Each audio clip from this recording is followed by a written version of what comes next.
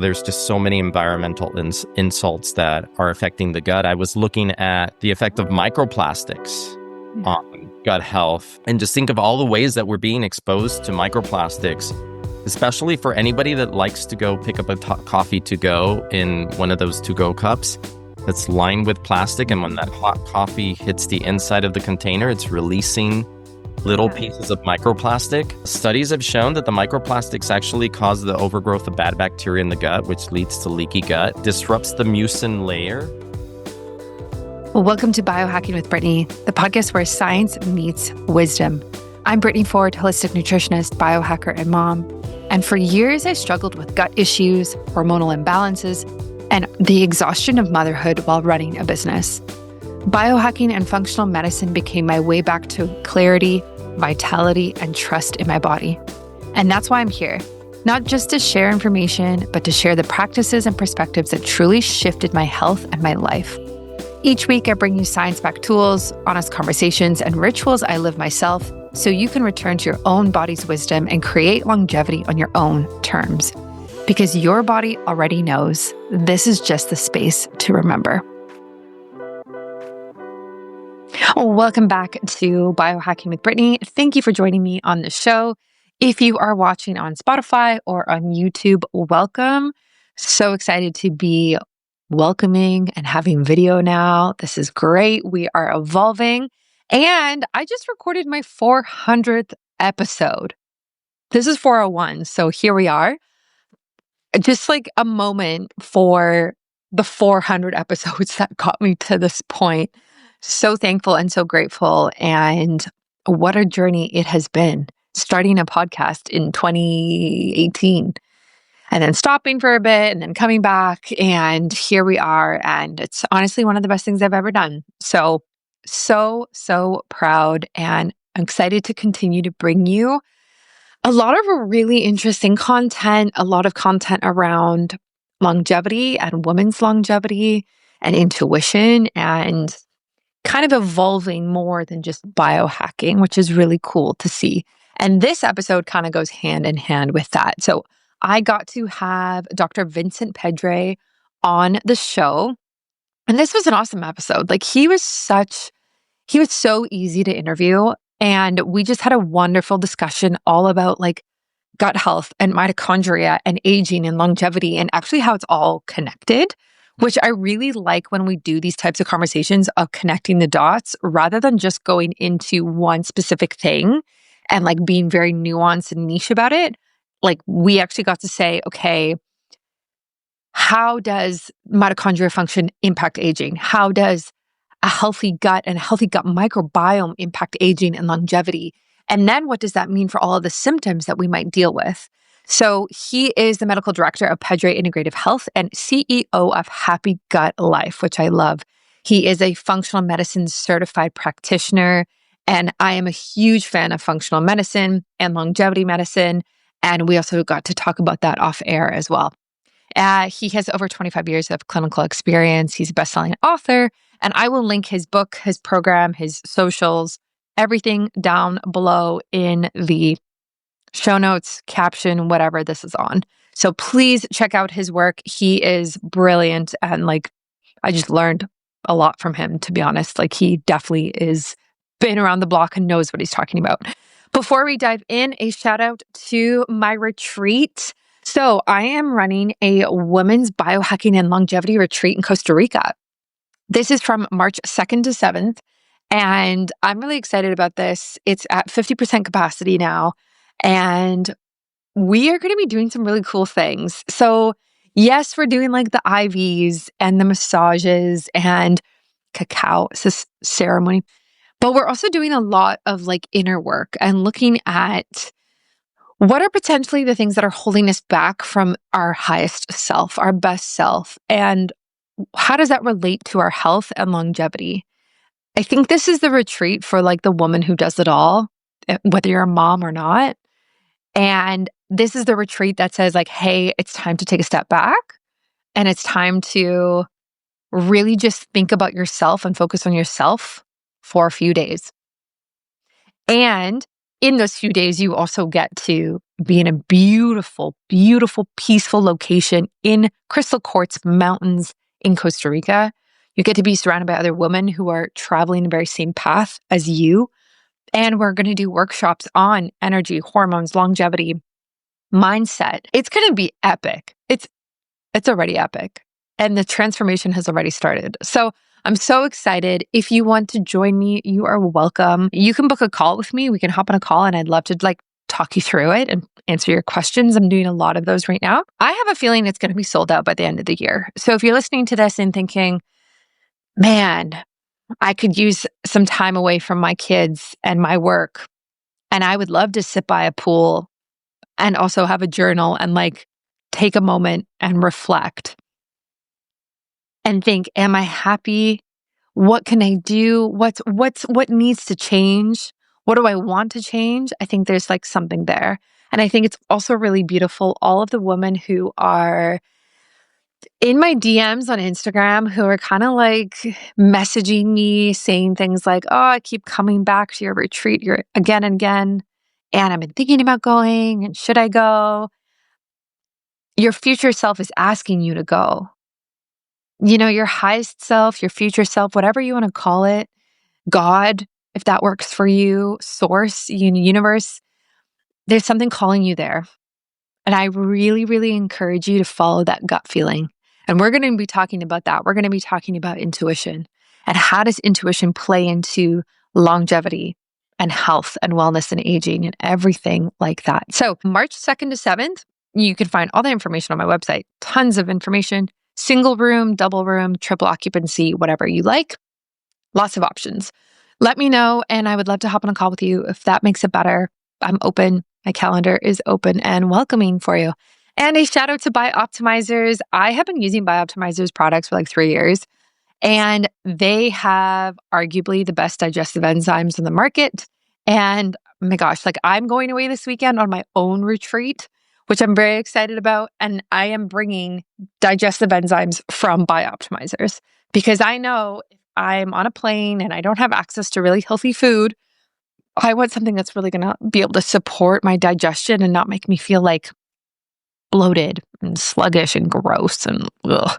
So I love these enzymes. I take 3 or 4 if I have a really heavy meal or I'm eating something with lactose in it or gluten or things that I just find I don't digest as well.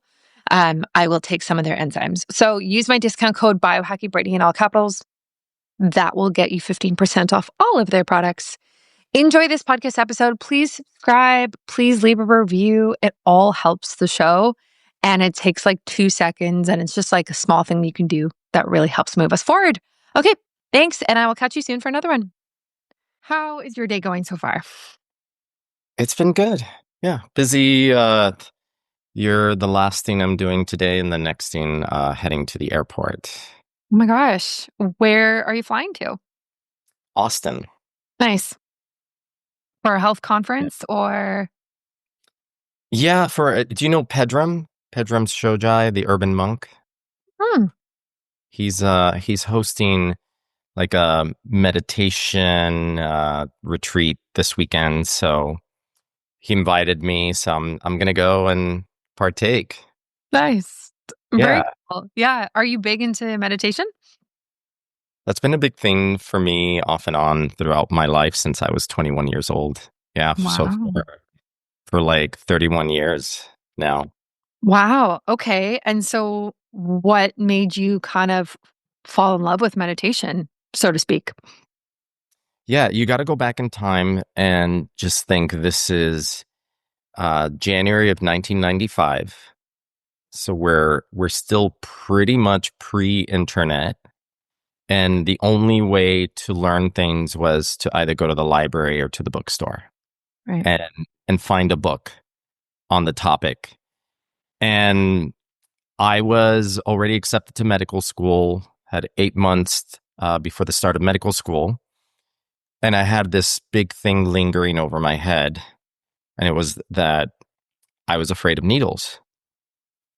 Passed out every time I had my blood drawn, if I got a shot, always out. So whereas I had lived in the academia and the thought of becoming a doctor and how much I love science and how I want to help people. And then suddenly it's like, but wait a second, the reality hit. I'm going to have to be okay with being in a room with needles and maybe even using needles. And I pass out every time I get my blood drawn or get a shot. So how am I going to become a doctor? And I started researching, well, what is it that happens to me when in that moment my heart starts racing? I break out into cold sweat. I have beads of sweat like rolling down my head, and then my breathing becomes rapid, and then next thing I know, the room is like a black curtain is coming over my eyesight, and then I'm out. Wow.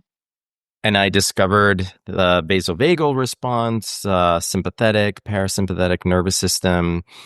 And I finally zeroed in on a book by that's actually become an international bestseller. It's called The Relaxation Response by Dr. Herbert Benson.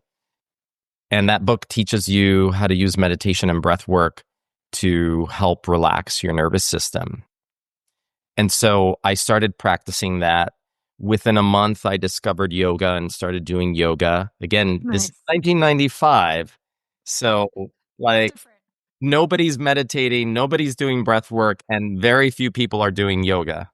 It was very early on. And I just dedicated myself because I was determined, like, if I'm going to become a doctor, like, I have to conquer this fear. And I felt that the path to conquering it was without medication, without therapy, that really I just had to conquer the internal biological process that felt like a runaway train. And when I started learning about how the breath can actually bring into control the autonomic nervous system, the automatic part of our nervous system that we thought just ran on a program separate from our conscious mind, and that we can actually control it through our breath, then I was like, this is it. This is what I'm going to do. And for 8 months, I trained myself in doing breath work meditation. And by the time I got to medical school, I had delayed, like I had to get the Hep B vaccine series. And as long as you did the first shot, it's 3 shots. As long as you did the first one before the first day of medical school, you were good. And so I delayed it as long as I could.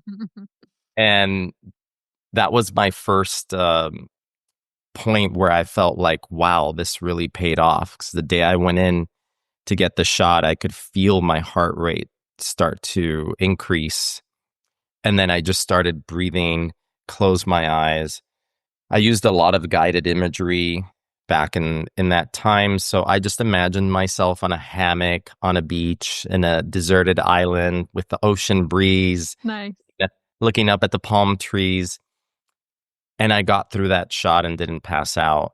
And at that point, it was like, it was that moment, like, when you finally, test out what you've been doing. It's like, you reach the Olympics and you won the gold medal. In this case, like, I didn't pass out, and I knew that I was onto something. And there was nothing that they could teach me in medical school to undo the fact that I had seen the power within our own bodies to shift our internal states. And that actually empowered really my path and the type of doctor that I decided to become. Yeah. Yeah, because I was going to say, it's very interesting that you, even before you went to medical school, you realized, okay, I actually have so much power inside myself to heal. But then you went to become a doctor, and people see doctors to outsource their health. Yeah. But you already had solutions that were completely the opposite of that. Yeah. And I really dove into, back then you couldn't go down rabbit holes on the internet. Yeah. So where you went to gain new knowledge was the latest books that had just come out. And in 1995 or end of 94, like 2 really big books in health had come out. Quantum Healing by Deepak Chopra, and Spontaneous Healing by Andrew Weil. And both books were pointing to the power of healing that was within the person, not outside of the person. So that was my pre-education before I went to medical school. I was reading these alternative health books. I was practicing meditation, breath work, guided imagery, and yoga.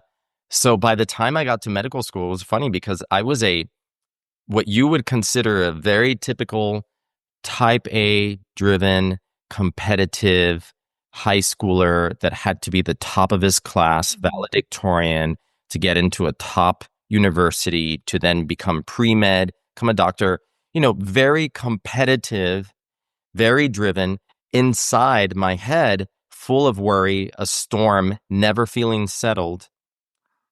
And then 8 months later, after I started meditating, my inside now reflected my outside, because I used to be able to project on the outside. Like I looked like I was calm, but on the inside, I was worrying about everything. Mm.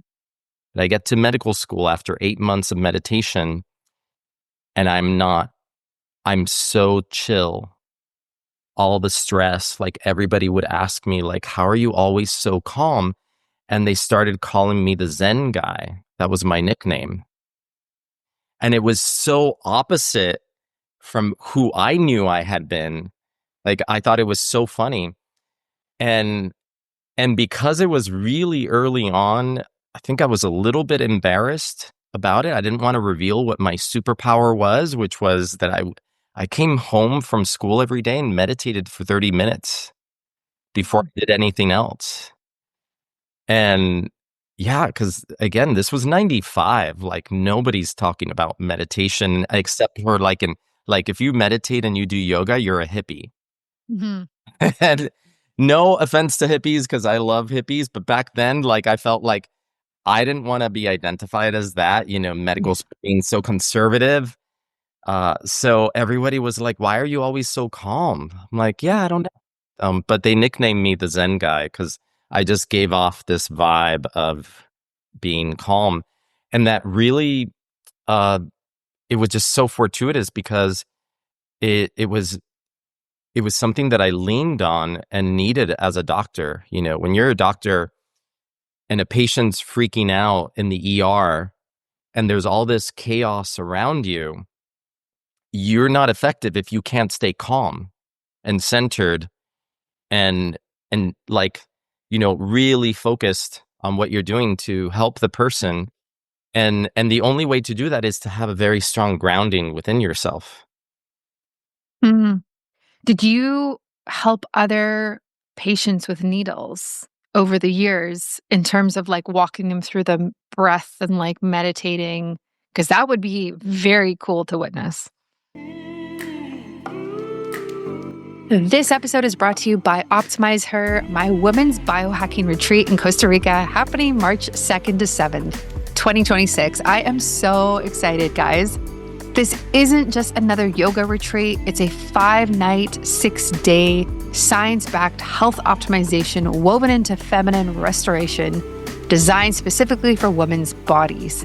We'll dive into functional medicine and longevity tools, experience healing sessions like sound baths and cacao ceremonies, and recalibrate with daily movement, spa rituals, and farm-to-table meals that support hormones, gut health, and vitality.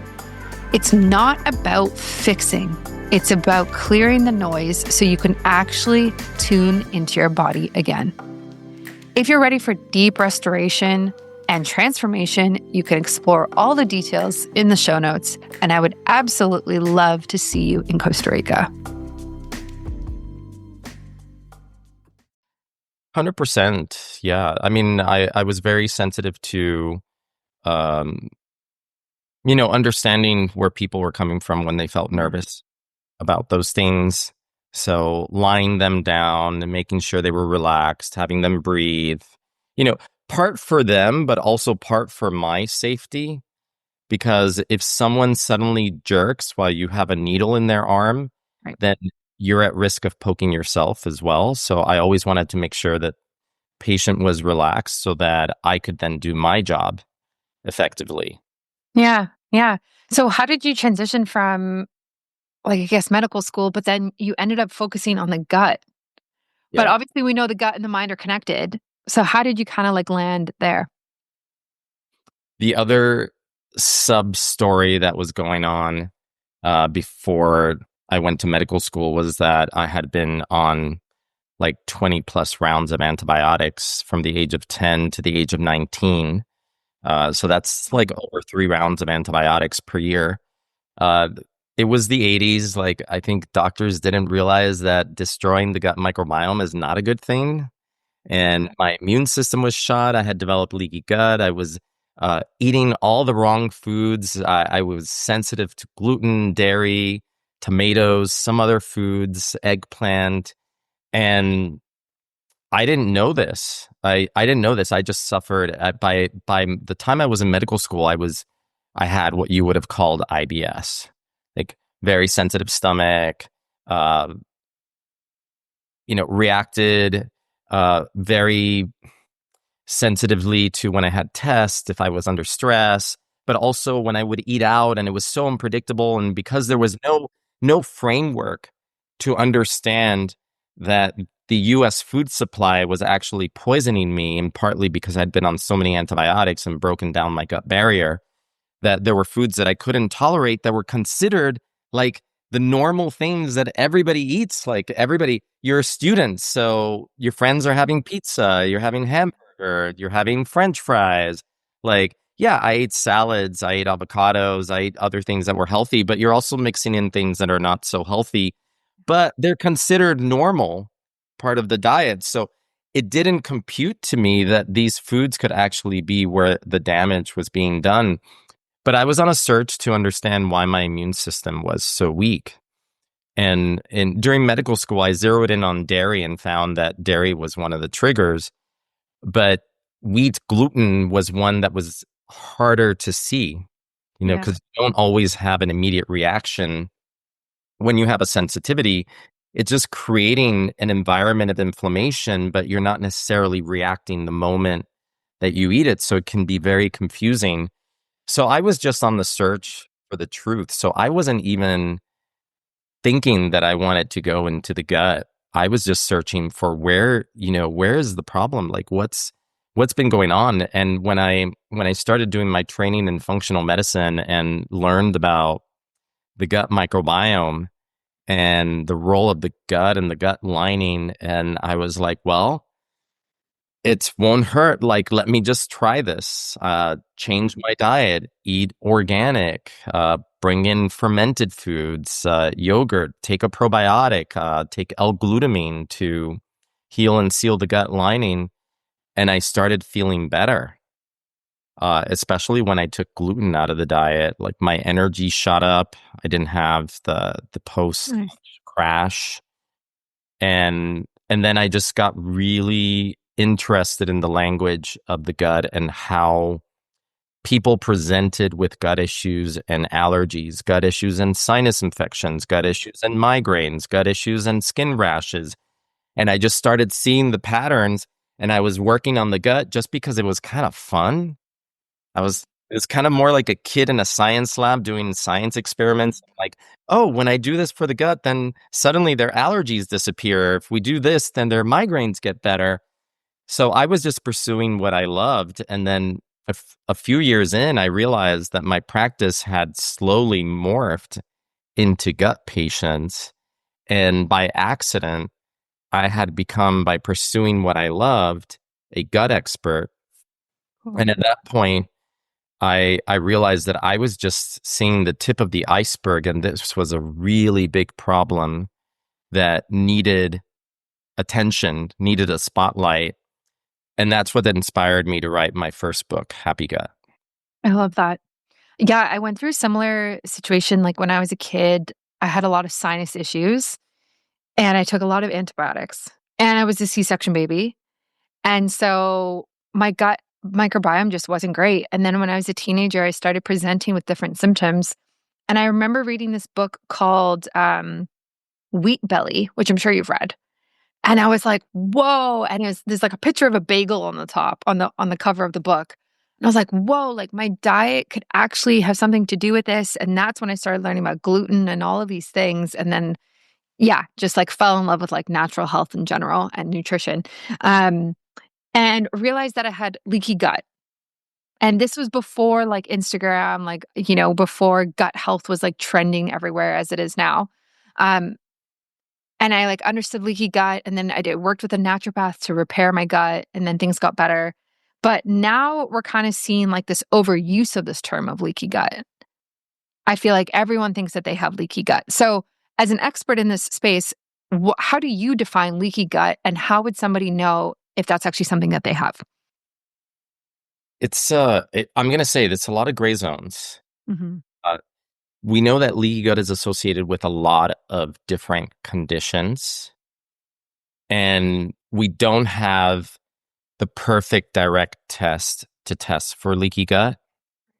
We have certain tests, but a lot of the tests that we use are looking for evidence of leaky gut kind of indirectly by seeing whether a person has antibodies to things like cytoskeletal proteins like actin, vinculin, or whether they've developed antibodies to zonulin, which is the signal that controls gut permeability. You can do a stool test and look for fecal zonulin. And if it's elevated, great, it confirms. But if it's not elevated, still doesn't necessarily rule out leaky gut. You can look to see the presentation of the person. Like, do they have a lot of food reactions? Do they have food sensitivities? These are all signs that the gut can be leaky. Do they have signs of brain issues, brain fog, all that, things that could be signs that there is a leaky gut-brain barrier. So we know from science that these things can be measured, but there's no perfect test. We have the antibody test, we have the lactulose mannitol test that can look at the ratio of lactulose to mannitol. Lactulose being a bigger molecule, so if there's leaky gut, we assume that if more lactulose gets through and is secreted in the urine, that it's because the gut permeability is increased. But that test can only detect leaky gut in the small bowel. And if there's leaky gut in the large intestine, it's going to miss it. Hmm. So there are so many reasons that leaky gut exists. Like they've done studies in rodents where they found that within 24 hours of a singular antibiotic dose, the tight junctions that connect, they're like the Velcro-like connections that keep the cells that line the intestines together, they start to come apart even within 24 hours of an antibiotic dose. So you can start translating that antibiotics, pesticides, stress, glyphosate, other exposures, mycotoxins, NSAIDs. People take ibuprofen all the time for headaches, for pain. That increases gut permeability. And even if you start tracking, like if you talk to gastroenterologists that were practicing back in the 90s, they'll tell you they've never seen so many patients with gut health issues compared to now. Like there's definitely been a rise in these trends. And part of it, I think, is consciousness. Like we become more aware of the gut. But I think also there's just so many environmental insults that are affecting the gut. I was looking at the effect of microplastics on gut health. And just think of all the ways that we're being exposed to microplastics, especially for anybody that likes to go pick up a coffee to go in one of those to-go cups that's lined with plastic. And when that hot coffee hits the inside of the container, it's releasing little pieces of microplastic.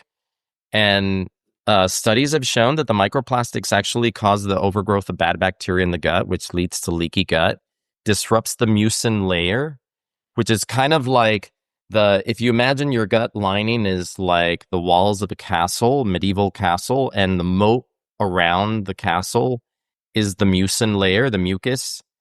Moat was there to protect the castle from invaders. The mucus layer is there to protect us from bad bacteria that naturally also live inside the gut. And these microplastics actually destroy the mucus layer. So then that protection is lost, and then the bacteria can get to the lining of the gut where they start to break down the lining. They cause inflammation. So I think it is quite pervasive, but I think it's also a very misunderstood term. Yeah. Yeah, I agree with that. It's kind of scary with the microplastics though, because I try to have such a clean home. But then yesterday I went out for coffee and had a coffee like you said. And it's like how do how does the average person get rid of microplastics or even toxins in general? Even just like, food packaging or like Mhm. if you order takeout, a lot of times the takeout is coming in a plastic container and it's super Mhm. hot. If you order a soup or something. So yeah, you have to think about, well, where can I change my behavior in a way that can be more protective? Like it takes a little bit more planning thinking, but you could carry a Yeti or any of those steel lined tumblers to the coffee shop and have them fill the coffee in there rather than in one of their own cups. And a lot of times actually then they'll charge you $1 less for the coffee because they're not using one of their cups. Yeah. Yeah, it's just being like prepared, conscious of that. For the people listening to this, I mean, my audience is very wellness focused and it's a lot of women and it's a lot of like women into longevity and biohacking and almost like the next level. However, I still think there is a level of overwhelm when we talk about health and wellness in today's world. And even I feel that. I'm like, I mean, all these things, but yet, oh, I forgot about this and this and this. And so, how do we manage that in terms of like having a healthy gut and not being overstressed about it? Because then the stress leads to an unhealthy gut over time, right? So, like, how do we balance it all? If you're a woman juggling work, motherhood, and trying to stay healthy, you know how easy it is to feel burnt out. The fatigue, the bloating, the restless nights, the hormonal ups and downs that make everything harder. And that's exactly why I love Bioptimizers, supplements that actually work with your biology. Their magnesium breakthrough is one of my daily must haves. It combines all 7 forms of magnesium to calm your nervous system, support hormonal balance, improve sleep, and help you finally feel grounded again. Doesn't that sound nice? And if you're tired of feeling puffy or bloated after meals, their mass enzymes and P3OM probiotics are game changers. They help you digest food properly, reduce inflammation, and keep your gut and mood balanced. Every formula is science backed, third party tested, and designed for real results, not just quick fixes. You can try them at bioptimizers.com/biohackingbrittany and use my code biohackingbrittany for 15% off your order. That's bioptimizers.com/biohackingbrittany because when your gut, hormones, and nervous system are supported, everything else feels easier. I mean, you just said it. I mean, that's the key is not going to extreme. Like when we become so orthodox that we are now so rigid about what we do that if we step out of line, we're beating ourselves up and that's causing extra stress. I believe in having certain guidelines of ideals that you're striving for. But if you deviate from that a little bit, that's okay, as long as you're doing 80%. It depends on the person because if you're trying to heal something very specific, then 80% may not be good enough. Maybe you have to be at 100% in order to be able to heal. But once you're stable and healed, I think that you throw in a lot of extra stress there. And we know that stress is like an attack on the gut. It raises cortisol. That's going to cause alterations in the gut microbiome. It's also going to affect gut permeability. And for years, I saw this. I had the Mm. patients that came in with gut issues and I could get them to take all the supplements perfectly, to do the diet perfectly, and yet they would stall. And I was like, well, what is it? What's in the way? Well, they were type A people. They were still eating, like inhaling their food at lunchtime in front of their computer screen, still working, never turning off. Their life was go, go, go. and their nervous system didn't have enough time to rest and digest.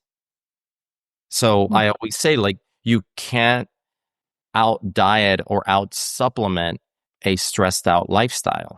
Yeah.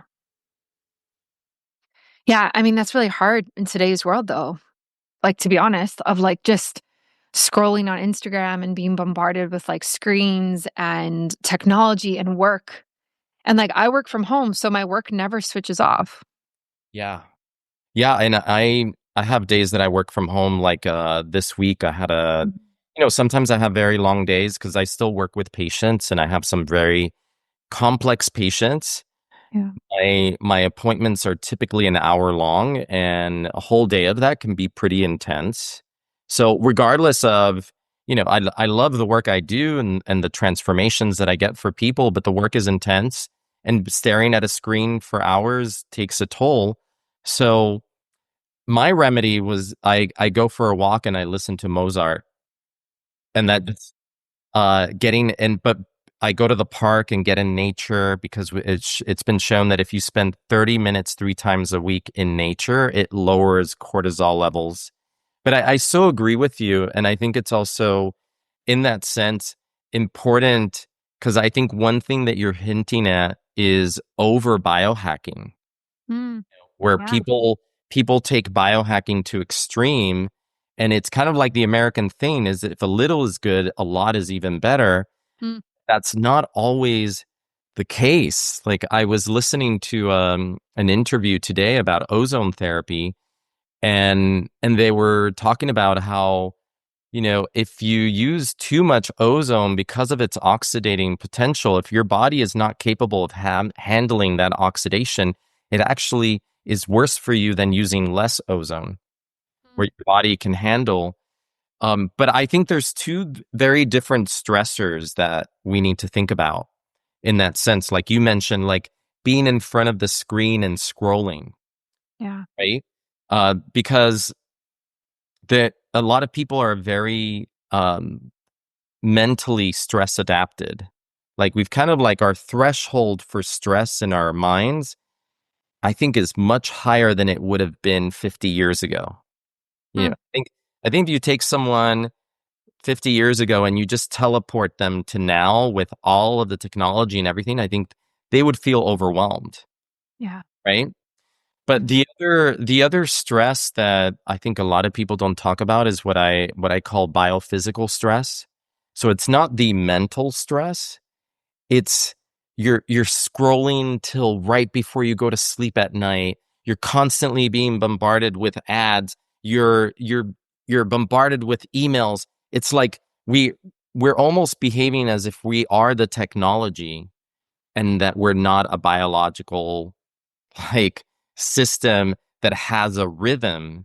And I think that's something very important to separate is that this here is not this.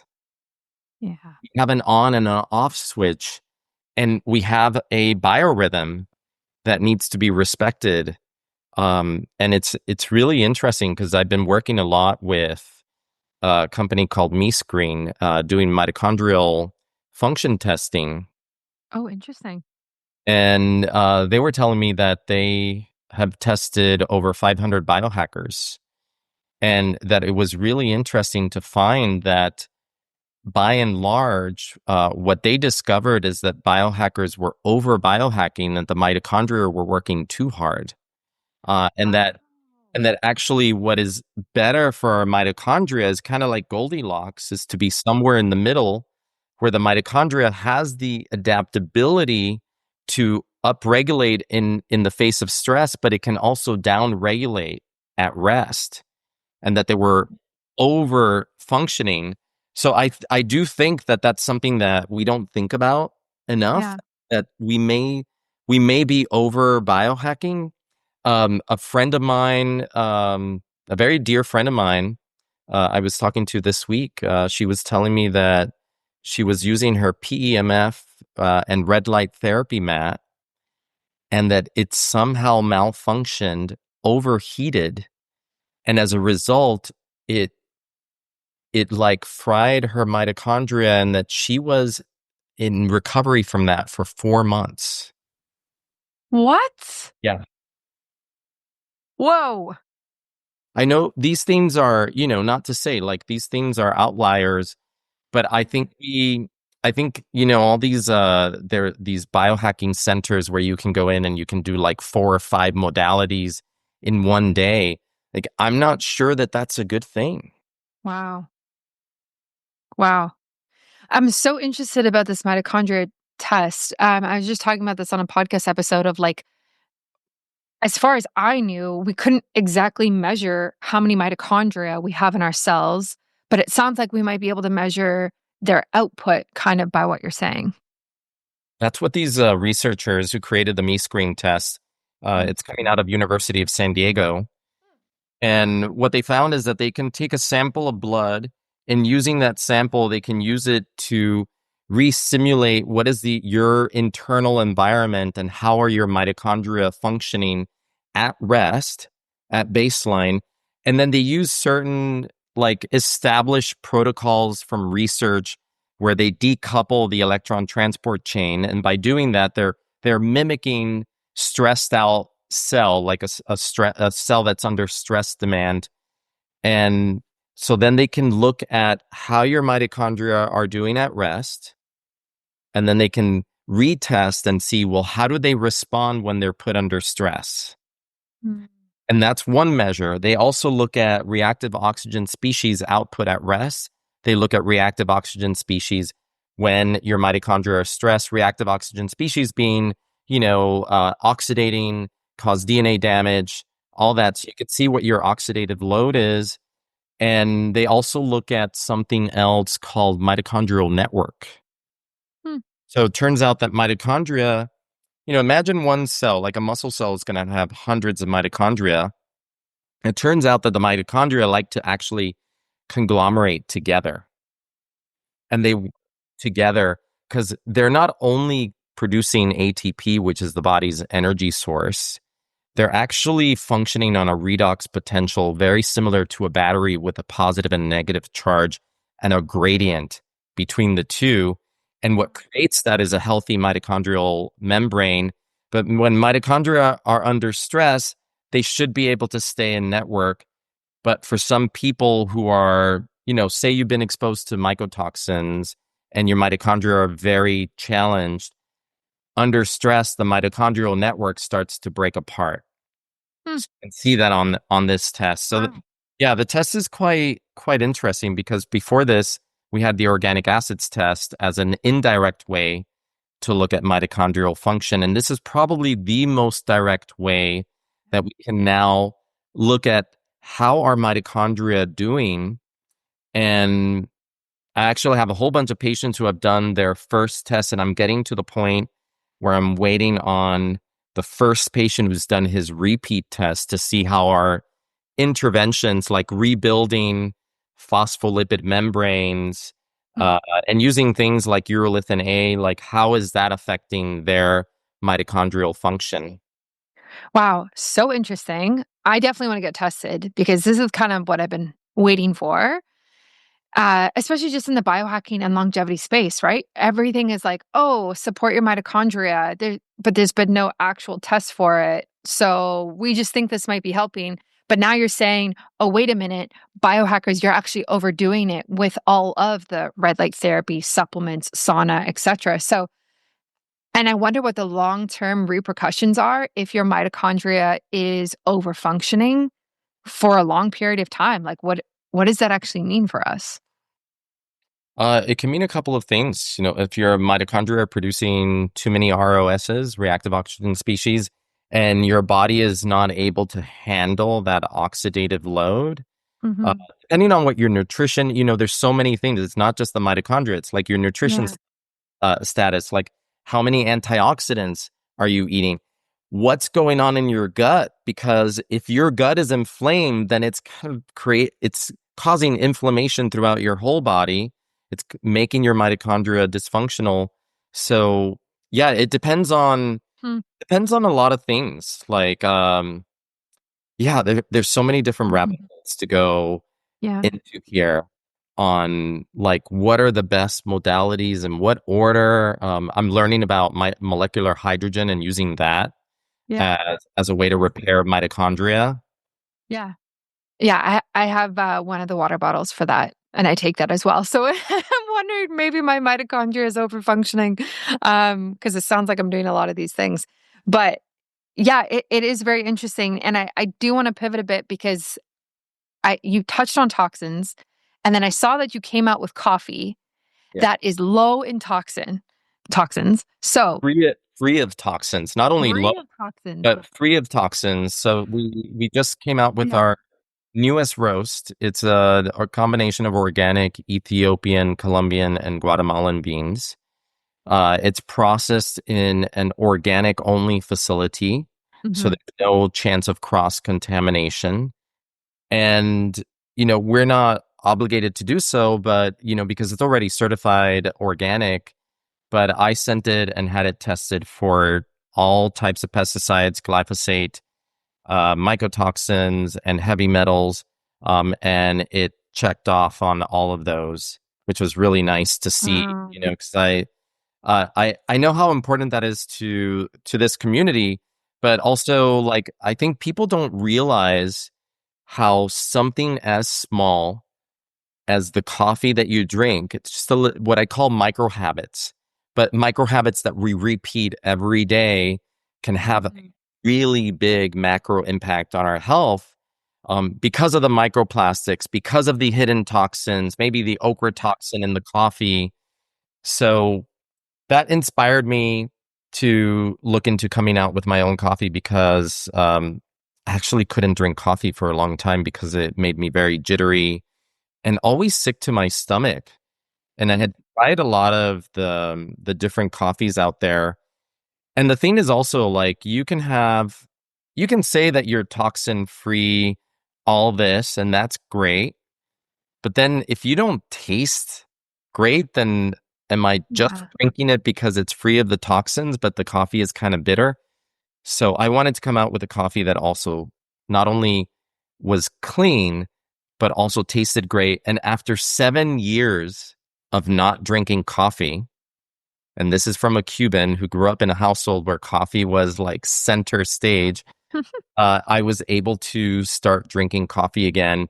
And funny enough, I was away this past weekend at a conference and had coffee at the Ritz-Carlton, which you would think is like, it's a higher end hotel chain. They should have like a nice coffee shop. And I could tell the difference. Wow. I could tell the difference. Because I can drink my coffee on an empty stomach and I feel fine. And you're fine. That's so interesting. What is the packaging that your coffee comes in? It's regular packaging, like Mhm. But I mean, like, is there like plastic exposed to the beans at all? Would that translate to like when you drink the coffee with the plastic?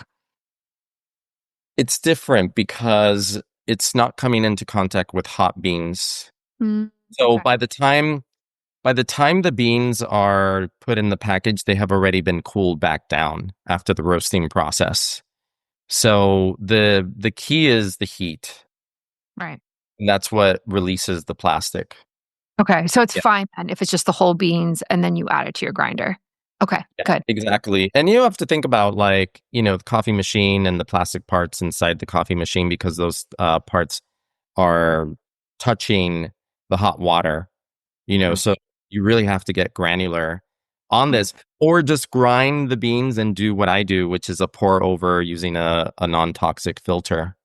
Nice. Yeah. Yeah. Yeah. I've been down this rabbit hole. Yeah. Because, yeah, even like what I store my milk in the fridge, again, like, I guess it doesn't matter if you're not heating it, but I don't know. Like, I make my own milk from home and then you put it in I have this like glass jar and just try to keep as much glass and metal as possible. Yeah. But on this note, I actually want to ask you about coffee enemas. And I'm so curious, as someone who is so well versed in gut health and as a doctor and with your own coffee brand, is there ever a world where you think a coffee enema is actually a good idea? 100%. And what I can say about it is more my clinical experience. Mhm. then the research is maybe kind of mixed Yeah. on it, but I can tell you what I've seen with my patients. And again, if you're going to put a coffee enema in you, it doesn't matter if the coffee's going through your mouth or it's going through the other end. In an enema, you want to make sure that it's a clean coffee, low acid, no toxins. Yeah. Uh, but I've seen like coffee enemas be able to like break a migraine.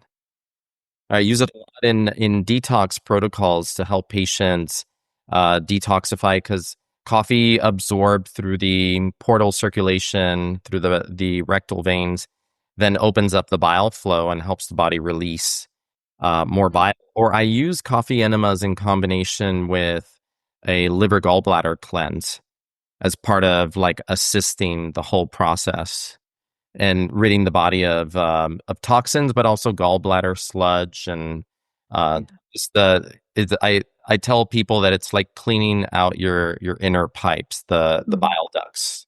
Yeah. Yeah, I used to do them for a while. I used to do water ones, water salt, coffee, like quite a while ago. Um, and definitely felt a sense of like obviously relief after, but just like lightness. It's like kind of hard to explain to people unless you've tried it. But it's been a while since I've done it. But on the topic of migraines, my husband gets migraines. Um, and it's been something he's been working with a functional medicine doctor to kind of figure out. It's getting better, but I wonder if this enema is actually a good idea, something maybe we try next time one comes around. It might be a good idea. Some migraines are coffee sensitive, Mm. so coffee can make them worse. Uh, but for a lot of people, it does help. The other thing to look at with males is that there can be a relationship between testosterone levels and propensity to get migraines, or maybe some hormonal. So if testosterone is running low, or if estrogen is high, or maybe he's, you know, like that could be also a trigger for the migraines. And then what I've found with my patients, it's not that the gut is the only trigger, because obviously migraines are complex. And it's always what I call a perfect storm. It's like dehydration, stress, maybe eating foods that are too high histamine, all together can become the perfect storm. Lack of sleep, then you get a migraine trigger. But by and large, when I've worked with migraine patients on improving their gut health, their migraine frequency drops Interesting. at least by 50%. Sometimes the migraines go away completely, but it depends on because migraines are so multifactorial. They can be that certain triggers, fragrances, colognes, and I'm sure you guys have a non-toxic home, but just speaking to the people out there like that are still using fragrance, like all those Uber drivers that are hanging those Christmas tree ornaments that are spewing out toxic fragrance into the air and realize full of endocrine disruptors, but also things that can trigger headaches. Yeah. Yeah, absolutely. Yeah, I actually lit incense once and it triggered one for him. And incense is like completely natural and I have no reaction to it and so now I have to be super careful and mindful. Um Someone like that, the way I think of it is like imagine that we are a sink mhm, and the toxins that are coming in are what's coming out of the faucet. And if the faucet is still on, and usually people like this, their sink is plugged. It's not draining well.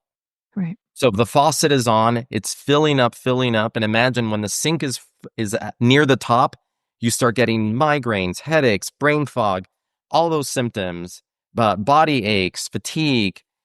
And you can do one of two things. You shut the faucet off, so you stop the exposures, or you drain the sink. But even if you're draining the sink, but the faucet is on, and what that tells me, like even lighting the incense, is that his sink is already pretty full, so it doesn't take a lot Yeah. get to that symptom space. So the way I would approach someone like that is thinking like, okay, well, what's going on in his gut? Does he have leaky gut? Are there things that need to be repaired in the gut that are contributing to toxic load? Does he have sluggish detoxification that needs greater support? Phase 1, phase 2 liver detox, and looking at it from that place, or what are the potential hidden toxins that maybe are retained in the fat that need to be encouraged out, which is like far infrared sauna, ion. I'm sure you guys are biohackers, so you're thinking about all these things. But for anybody listening to this is a really good way to think of it, is that if you have a very low threshold, that means that your body's pretty full of toxins and you've got to start doing detoxification protocols. Yeah. Yeah. So we have a sauna. It's a traditional sauna. We put it into the house last year. Best investment ever. Like, I probably use it 3 to 4 times a week. And again, I don't know if I'm overdoing it. He loves it. And so for someone like him and other people listening who maybe have access to a sauna, what would be your recommended amount that would be like, hey, let's support your detoxing so that, you can smell something and not be like triggered right away for a migraine? Yeah, I mean, at least 3 times per week, 30 minutes. Ideally, like I much prefer patients use infrared saunas, far infrared, because you get a better heat penetration and release of toxins. Body. The temperature doesn't have to be too high, but depends. Like, there's so many like really cool, like even if you don't have space, there are more portable saunas, the ones that you can just zip into. I did that this weekend at an event. And so 3 times per week, they've done studies showing that sauna reduces the risk of dementia, increases longevity. You get the heat shock proteins, you get release of excess fluid. It's good for people with congestive heart failure. It's just such a great Yeah. to add into the routine. Yeah. Yeah, absolutely.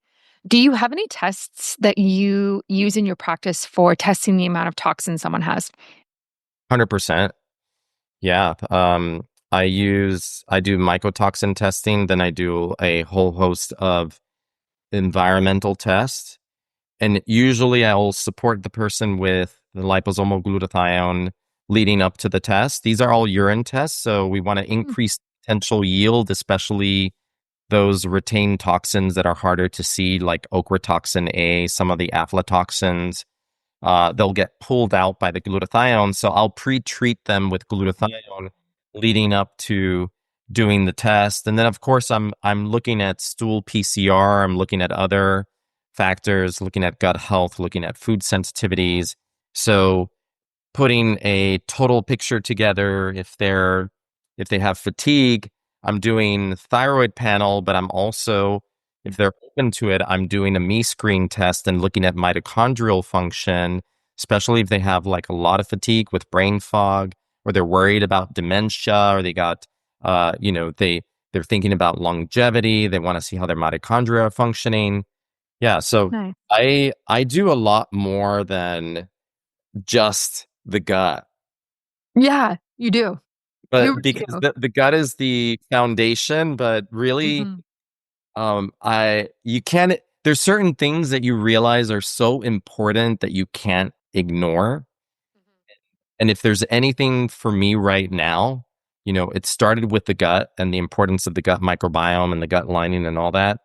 And second to that is mitochondrial health, because your mitochondria are fried, then that has repercussions throughout your body. Your Yeah. insulin resistance, blood glucose control, brain health, muscle health, all of that is dependent on your mitochondria. Yeah. I had a doctor on my show recently. He's a cardiologist, and we were talking about the same thing, kind of. And we were talking about toxins, and he does a test with his patients. I forget the name of the company he uses. It's in the States. Anyway, when he was testing, their results were coming back really good. And he kept thinking, like, there's no way this many people have such low toxin amounts. And so then he started having them do a sauna protocol. So the night before, they would sauna for a minimum of 30 minutes, whatever sauna, and then he would test the next morning.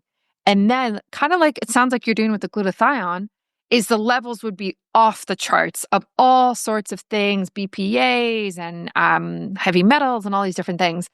So It's so interesting that saunas and glutathione, I guess, just circulate all those toxins before you actually flush them out of the body. You release them. Yeah. Yeah. Yeah. And if you did more, like I had a patient that we did two by accident. She had two tests. She had one I had given her, and then she had a test from another doctor. And she did a test right before she started the liposomal glutathione and sauna therapy.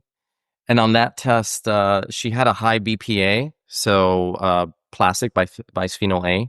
But BPA doesn't have a very long half-life in the body. It's only like 4 to 6 hour half-life. Hmm. It was probably some sort of recent exposure, maybe like a to-go coffee, or maybe had ordered in takeout or something like that.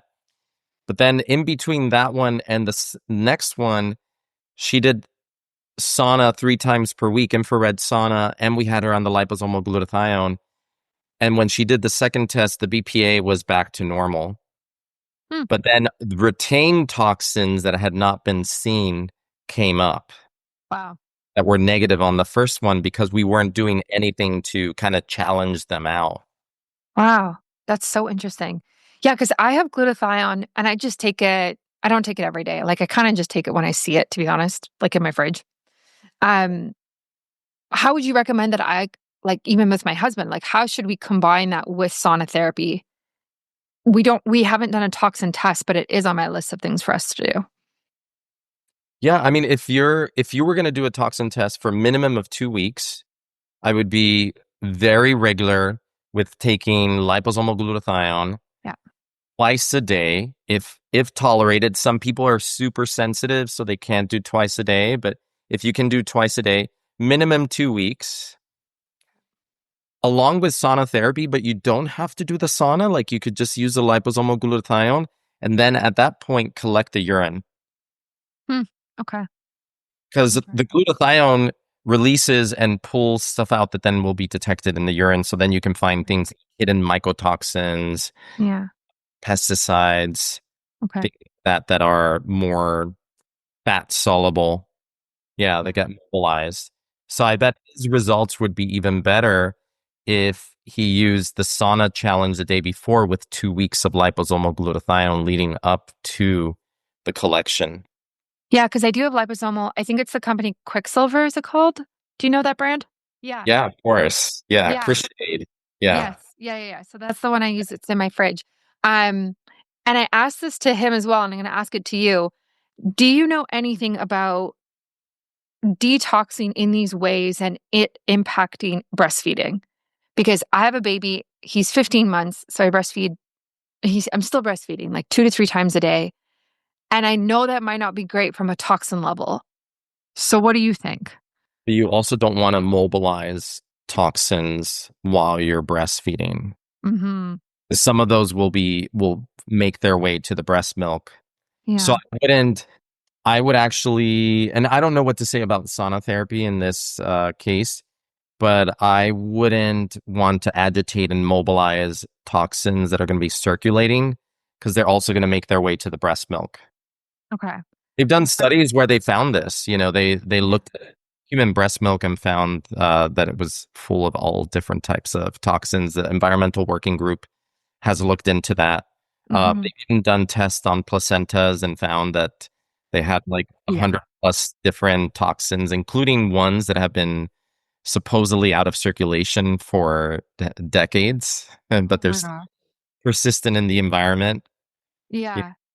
Yeah. Yeah. Yeah. Like I did no detoxing or anything, obviously, like for fertility. Well, a little bit for fertility, but for pregnancy and then early on. Yeah. Um, but I also think it depends on my toxin load to start with. Because, like, I don't know, as someone who's been doing a lot of these things for quite a few years now, like, I don't know if my toxin load would have been yeah, I don't know, because I guess I haven't tested, but maybe I assume it wouldn't have been as high as somebody who hasn't been doing these things. So I'm hoping Just you just never know because yeah, I mean, you would think like if for example, like I have a patient that is suffers from pretty severe migraines. The migraines are connected to the gut. So when the gut is off, the migraines are worse. As we improved her gut health, her migraines got better. But then as we were working together, we started digging into the toxins, found that she had a carpet throughout her home that had been there for 20 some years. So, lots of dust and potential off-gassing and all that. So had the carpet removed. And she's eats all organic. And yet when I ran a toxin profile, it was lit up with a whole bunch of pesticides. And then we started thinking it's just where she lives. Like maybe the neighbors are spraying weed killer on the lawn. Maybe it's just in the air because she's near farms that are not organic. Like, so there's a lot of factors, like even if you're controlling for yourself and your own behaviors, that you just never know. Like I had another patient that was a pilot that ate clean, only organic, like very clean. But whenever he was out flying, which was only like 3 times per month or something, he would maybe pick up a pizza or a bagel. And so the exposure was minor, but when we did the tests, his glyphosate levels were high. Wow. Wow.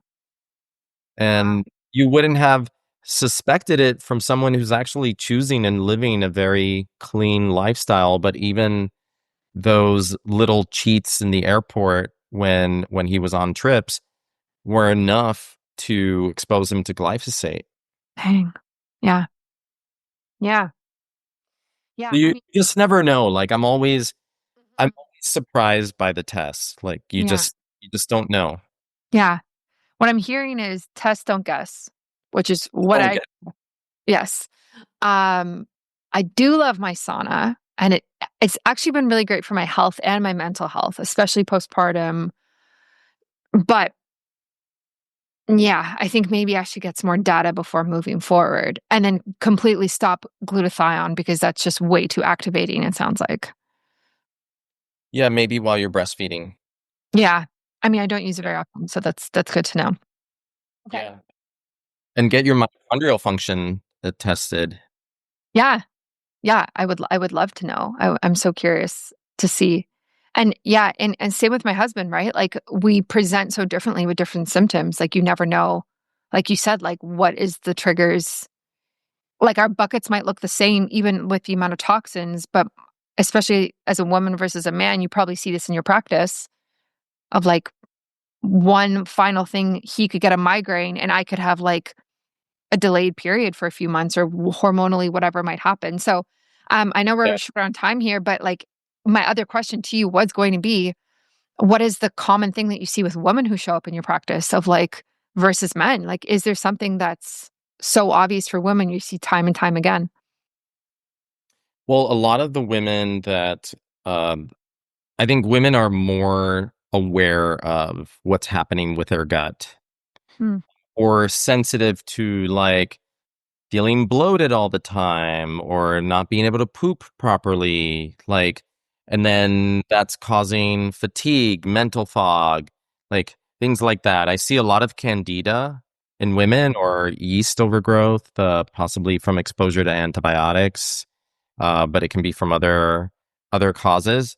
But by and large, I see bloating and weight loss resistance. Hmm. Those are the two things. And they're always going to be tied to the gut. Yeah. So I work on building the foundation of the gut first and then looking at other options out there, including the GLP-1s as a microdose. But if you haven't balanced out the gut, the other things aren't going to work so well. Yeah. Yeah. Got to work on the foundation of gut health first.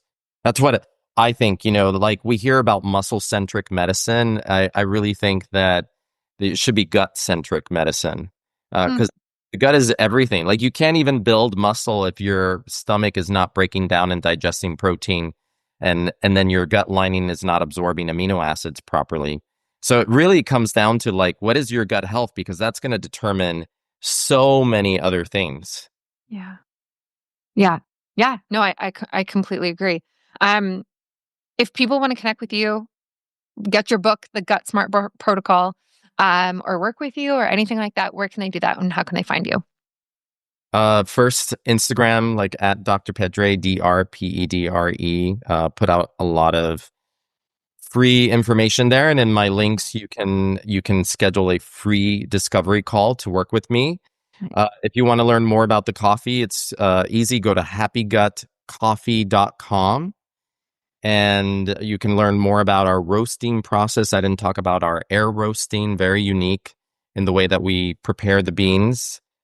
You can go down the rabbit hole there and blog posts and try to write a lot of educational content on how the gut relates to a whole bunch of other things, including hormones and hormone balance and all that. So, cool. Yeah. Amazing. Well, thank you so much. I will put that in the show notes and on my website so everyone can find you easily. This has been great. And just very inspired by your work. Thank you so much. Thank you for listening to Biohacking with Brittany. I hope today's conversation gave you something to take into your own life, a practice, a perspective, or simply a reminder to trust your body. If you love this episode, please leave a review, share it with someone else who could benefit, and join me over on Instagram at biohackingbrittany for more. And if you're ready to go deeper, you can explore my retreats, community, favorite tools, all linked for you in the show notes. Until next time, remember, your body already knows.